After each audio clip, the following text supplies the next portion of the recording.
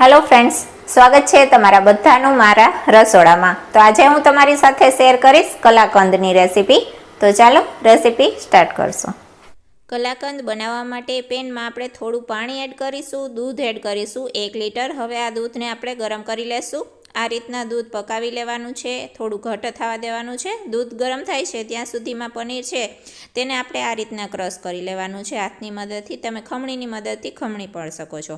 હવે દૂધ થોડું ગરમ થઈ ગયું છે, તેમાં આપણે ખાંડ ઉમેરીશું, મિલ્ક પાવડર ઉમેરીશું અને મિક્સ કરીશું। આ રીતના પ્રોપર મિક્સ કરવાનું છે। પ્રોપર દૂધને આપણે ઘટ થવા દેવાનું છે। હવે આપણે તેમાં પનીર એડ કરીશું। ક્રશ કરેલું પનીર છે તે બધું આપણે તેમાં એડ કરી દેવાનું છે। 200 ગ્રામ પનીર લીધેલું છે।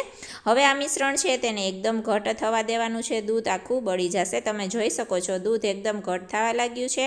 પનીરમાં દૂધ છે મિક્સ થઈ ગયું છે પ્રોપર રીતે। હવે આપણે તેમાં ફ્લેવર માટે એલચી પાવડર 1 ચમચી ઘી એડ કરીશું, મિક્સ કરીશું।